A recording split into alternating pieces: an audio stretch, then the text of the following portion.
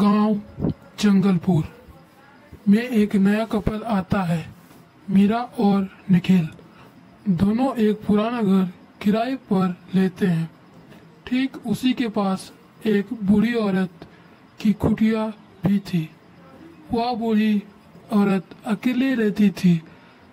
गांव आने के कुछ दिन बाद तक मीरा और उसका पति उस गांव के आश्रम में घुल मिल गए थे।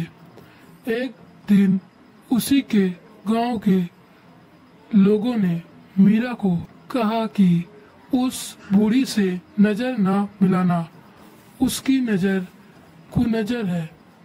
उसकी नजर देखने वाले आदमी को वह निकल जाती है। एक दिन मीरा अपने घर की खिड़की से बाहर देखती है कि वह बूढ़ी औरत उसे पेड़ की आड़ में छुपकर घूर रही होती है। मीरा उसे नजरअंदाज कर देती है। तभी कुछ देर बाद मीरा की आंखें अचानक जलने लगती है।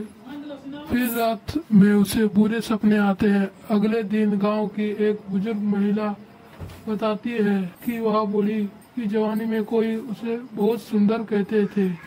उस पर कुनजर लग गई। अब वह खुद कुनजर बन चुकी है।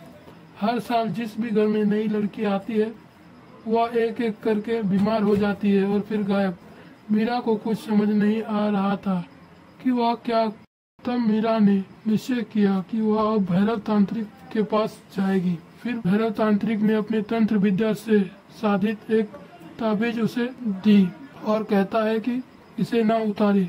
उसी रात जब मीरा सो रही थी तब लाल साड़ी, चेहरा काला और आंखें चमकदार वो मीरा के दरवाजे पर थूकती है और कहती है कि तू सबसे सुंदर है, अब तू मेरी बनेगी। कांच का ताबीज फट जाता है और मीरा की आंखें काली हो जाती है। मीरा बूढ़ी की आत्मा से मानसिक युद्ध लड़ती है। जब बूढ़ी अपना आखिरी दाव चलने के लिए मीरा पर को नजर डालती है तभी मीरा ने चालाकी से एक आईना बूढ़ी की नजर की तरफ करती है।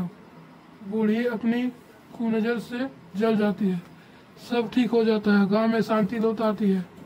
लेकिन एक बच्चा मीरा को देखता है और डरकर कहता है, मम्मी, उस दीदी की आंखें उस बूढ़ी जैसी है। काली नजर कभी नहीं मरती, वो सिर्फ नया शरीर ढूंढती है।